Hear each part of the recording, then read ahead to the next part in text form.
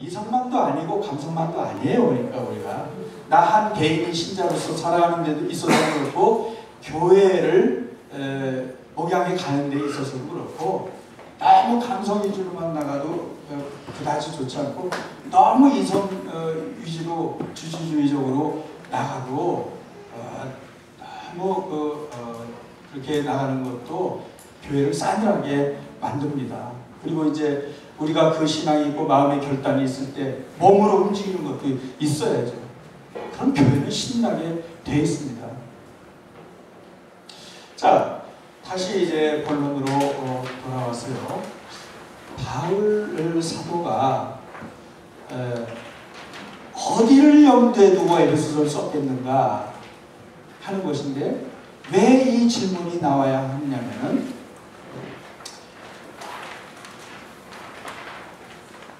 여러 사본들을 보는 중에 그 질문이 일어날 수밖에 없는 부분이 있다는 거예요. 여러 문서들을 보는 가운데 사본을 얘기하는 거죠. 그리고 사본이 하나 둘 있는 게 아니라 많이 있어요. 조각조각 되어 있는 것도 있고 다 기록되어 있는 것도 있고 그래서 그 사본들을 통해서 충분히 복원을 시킨다는 것이고요.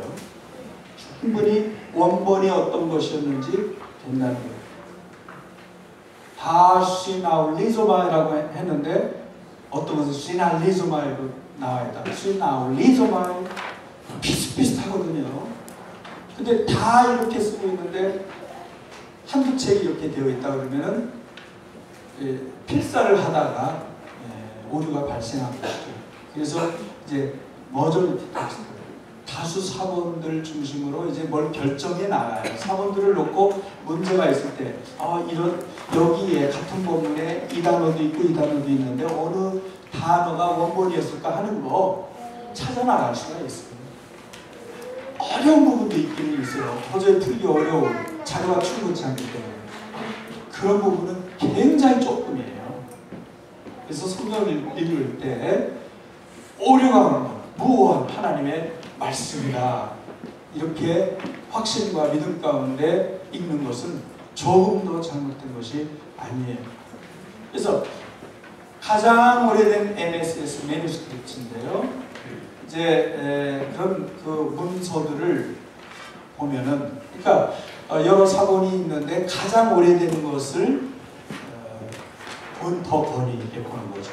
가장 오래된 것을 권위 있게 보는 것인데, 에베소서 그 많은 문서들을 보는 가운데에 P46 같은 경우는 이제 문서의 이름이에요. 우리가 파피루스 46이라고 붙여놓은 발굴해낸 에베소서가 들어있는 문서인데 그 사본을 보면은 굉장히 권위 있는 것이에요.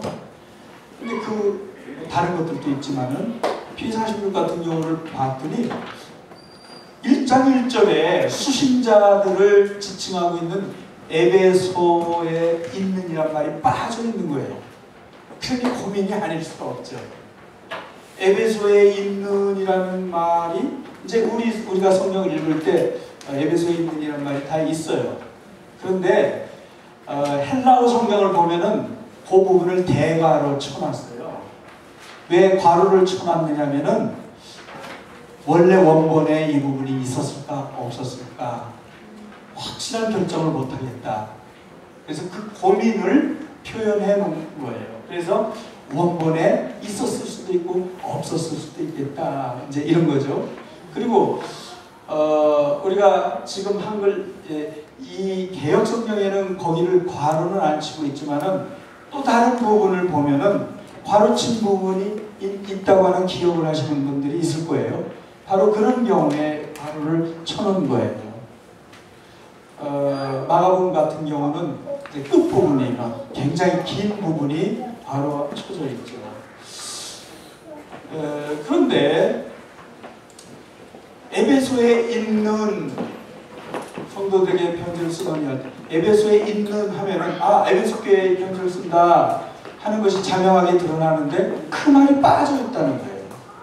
그 말이 가장 권위를 인정받는 그런 문서에 없다는 거예요. 그 말이 없다는 거예요. 그럼 이게 뭐냐? 바울 사도가 에베소 교회로 보낸 게 아니라 딴 교회로 보낸 거네요? 아니면은 특정 어떤 대상을 특정하지 않고 여러 교회들 등록을 하고 기록했던 것이냐? 최초로 기록한 그 원본에 있었을까 없었을까 이 말이에요. 이런 그 질문을 하게 되는 것이 자연스러운 질문이죠. 근데 여기에 대해서 여러 가지 이유 때문에 이유라면은 이제 이런 것이 가장 대표적인 것이겠는데요. 뭐냐면 바울은 어느 특정 교회의 서신을 쓸 때 특정 교회를 명확히 쓰거니와 그 교회에 아는 사람들 그리고 꼭 내가 개인적으로 인사를 전해야 되겠다 하는 사람들에게 마지막 부분에서 엔딩 부분에서 이름들을 거론하면서 인사를 전해요. 근데 에베소서에는 그게 나타나지 않아요. 사적으로 그 교회 특정한 교회의 인물들을 거론을 하지 않아요. 그런 거라든지 이제 또 다른 이유가 있는데 이런 것을 볼 때 회람서신이었겠다. 그리고 그때 당시 사정으로 보면은 바울의 글은 너무 유명하기 때문에 바울이라는 사람 자체가 그 시대에 아주 걸출한 사도이고 아주 최고의 사도이고 교회들이 너무나도 잘 알고 있고 유대인들도 너무 잘 알고 있는 그런 인물이죠.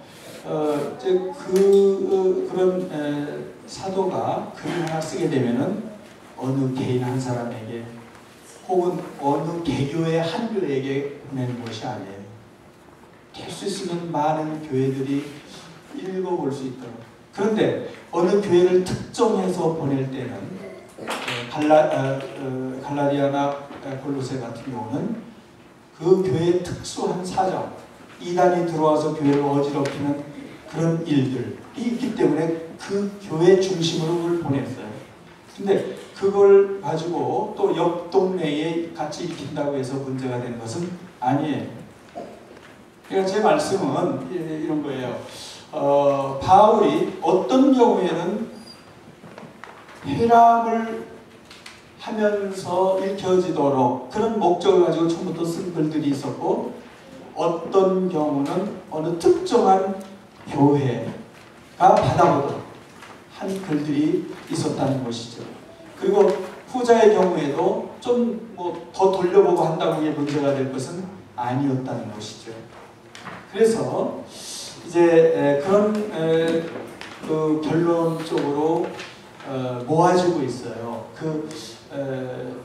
에베소에 있는 이라는 것이 있었을까 없었을까? 만약에 없었다면 어떤 목적이었을까? 그리고 무엇 때문에 그런 말이 들어가게 됐을까? 이런 질문을 하면서 이제 정리해서 말씀드리면 오늘날의 에베소 연구가들은 그렇게 말을 합니다. 바울 사도는 이 에베소서에 있는 내용과 같은 이런 글을 써서 보내고자 할 때에 거기에 밀집되어 있는 주로 소아시아라고 하면 지금의 터키 서쪽 부분을 소아시아라고 말을 해요. 에시아 마이너라고 하는데 터키가 굉장히 큰 나라죠. 굉장히 큰 나라이고 이제 전체로 볼 때에 이쪽 인구가 모여들고 또 상업이 발달하고 교통요지이고 한 이런 거기 사람들이 많이 밀집해서 살고 있는 이 서쪽 부분 한 3분의 1 부분 여기를 중심으로 이제 소아시아라고 하는데 이 소아시아 교회의 형편이 거의 유사해요. 같은 지역에서 같은 영향을 서로 받아요. 예를 들어서 독일이나 유럽에 영국에 어떤 뭐가 있다고 해가지고 이쪽에서 금방 무슨 영향을 받고 하지는 않죠. 물론 건너오기도 해요. 제가 영국에 있다 보니까 누가 누구하고 싸웠다는 얘기를 다 넘어오더라고요. 심하게 싸웠다 그러면서 무슨 말까지 했다 이런 얘기까지. 그러니까 끝없이 가는데 그러나 그 영향이 한계가 있는 거예요. 유럽에서 무슨 운동이 일어났다고 할 때. 그리고 또 여기에서 운동이 일어났다고 할 때는 이제 여기에 또 같은 권역 내에서 아무래도 영향을 주고받게 되겠죠. 무슨 말씀이냐면 소아시아를 중심으로 교회들이 세워지게 됐는데 에베소 교회에 편지를 쓴다고 할 때 그 편지는 에베소 교회만이 아니라 그 권역 내에 있는 소아시아 큰 산맥이 하나 있었는데 리커스 밸리라고 해요. 그 산맥을 큰 산맥을 중심으로 사람들이 살기 좋은 곳, 많이 밀집해 있는 곳을 리커스 밸리라고 하는데 리커스 밸리를 중심으로 산지에 있는 여기저기 흩어져 있는 그 교회들, 우리가 흔히 알고 있는 일곱 교회라든지 그런 교회들을 가리켜요. 라오디게아 교회, 에베소 교회, 골로새, 사대, 소모나 다 그쪽에 집중되어 있는데요. 그 교회들이 비슷한 영향권 아래에 있었기 때문에 이것을 순회해서 돌려보도록 하면서 마지막 기착지가 에베소 교회였을 것이다. 그리고 영구 보존할 교회로서 에베소에 있는이라는 말이 자연스럽게 들어가게 되었을 것이다. 이 정도로 추정을 하는데 이것은 결정적인 근거는 없지만 이제 신학하는 범위는 그 정도까지는 범위로 허용을 합니다. 무슨 말씀이냐면 결정적인 증거 자료는 없을지라도 여러 정황상 우리가 찾아낼 수 있는 그 주변의 자료들을 보고 근거들을 봐서 그 정도로까지는 조금 할 수 있겠다 해서 글에 표현을 해도 문제는 되지 않습니다. 자, 그러면은 그 소아시아 지역의 산지에 있던 교회들이 어떤 영향권 아래에 있을까? 골로새 교회나 갈라디아 교회 같은 경우는 명확하게 이단이 들어와가지고 교회를 어지럽히게 되니까 거기에 대응하기 위해서 글을 쓴 것인데, 이렇게 순회 소신으로서의 에베소서는 바울의 마음 가운데 그들이 어떤 정황에 있다고 염두에 두고 이 글을 쓴 것일까, 이런 내용이 된 것일까 하는 것인데 암시가 있습니다. 에베소 4장 14절이에요. 에베소 4장 14절에 사람의 괴술과 간사한 유혹에 빠져 모든 교훈의 풍조에 밀려 요동치 말라, 이런 권면을 하고 있어요. 이런 내용들을 볼 때에 바울 사도가 에베소 교회를 둘러싼 영적인 분위기를 어떻게 평가하고 있었다는 것을 알 수가 있죠. 사람의 괴술, 간사한 유혹, 또 잘못된 가르침의 풍조, 이런 것 때문에 교회가 상당히 위협을 당하고 있다는 거예요. 우리가 일평생 살면서요, 이 에베소서에도 그 말이 나오는데 특히 진리 문제에 관한 한 우리가 속아서는 안 돼요. 평생 속아 산다는 말이 있는데 진리 문제에 관한 한 무엇이 진리인지 정확한 이해를 하기 위해서 시간을 투자하고 깊은 관심을 가지고 내가 정돈해 가면서 살아야 될 필요가 있습니다. 거짓된 것이 들어가가지고 그것이 진리인 것처럼 행세하게 되면은 평생을 억울하게 살아요. 너무나도 많은 것들을 잃어버리며 사는 것이죠. 거짓된 교훈. 사탄은 오늘도 사람들에게 거짓된 것으로, 거짓된 생각과 사상으로 생각하고 판단하고 움직여 나가도록 그렇게 다 지배를 하고 있죠.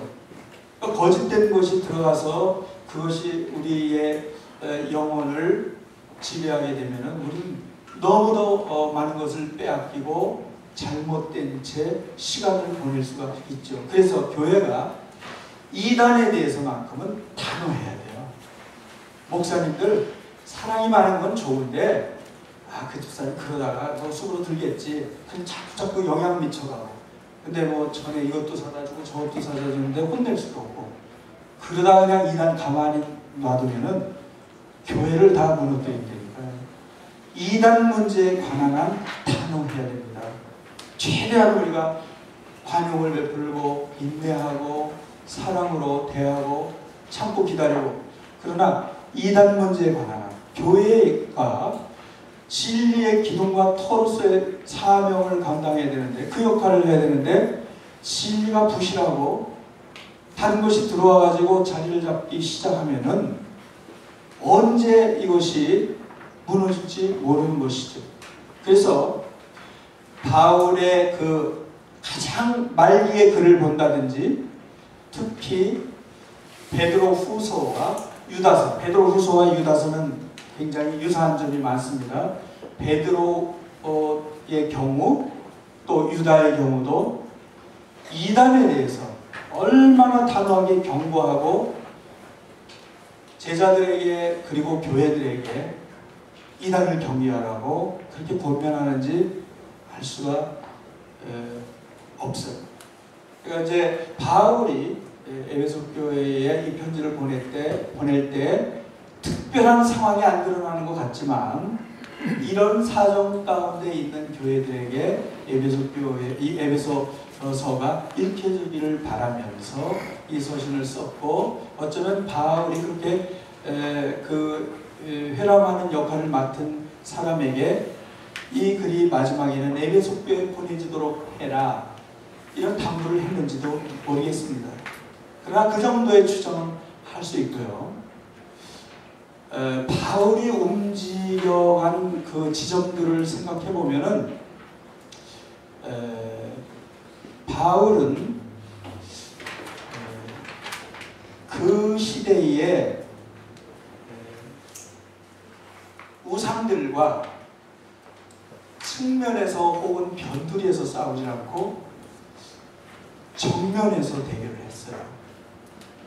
그가 움직여간 그 발자취를 생각해보면, 혹시 파르테논 신전이 있는 그곳을 다녀오신 분이 계실 것입니다. 파르테논 신전이 세계문화유산 1번이에요. 그리스에 있죠. 아테네에 있습니다. 근데 사도행전에서 보면은 바울이 아테네에 갔을 때 아레오바고라는 곳으로 갔다는 거 기억하실 거예요. 딴 데서 논쟁을 하다가 에피큐로스 학파의 사람들 그리고 스토익 철학자들과 논쟁을 하다가 바울을 이기기는 쉽지 않았을 거예요. 바울은 유대교 사상, 그 전통이 있고 무게 있고 권위 있는 유대교 사상으로 무장됐던 사람이고, 이제 그게 완전히 변화되었지만은 또 그 시대의 히랍 철학을 섭렵하고 있었고, 그 문화권 속에 존재하고 있었고, 아무리 똑똑한 학자들이라 할지라도 스토익 철학자니 에피큐리안들이라든지 바울을 이길 수는 없었을 거예요.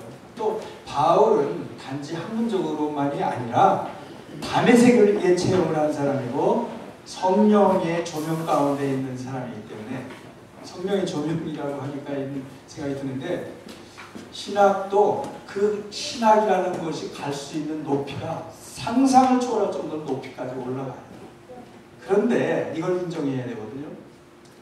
믿음의 눈이 아니고서는 알 수도 없고 볼 수도 없는 부분이 있어요. 성령에는. 그것을 이제 목사님들이 묵상하고 기도하는 가운데에 신학자들이 못 풀어내는 것들을 목사님들이 많이 풀어냅니다. 학문적으로는 논증할 수 없을지라도 믿음의 눈으로 봐서 풀어내는 것들이 많이 있어요. 그렇다고 해서 너무 기발한 해석은 생각하시도록 하는 것이 좋습니다. 바울을 이길 수는 없었을 거예요. 근데 하다 안 되니까 어디로 데리고 갔느냐? 아레오바고 언덕으로 데리고 갔어요. 아레오바고면은 종교와 교육과 모든 집회와 재판도 거기서 있었고, 아레오바고가 그런 중심지였어요. 아테네에서도.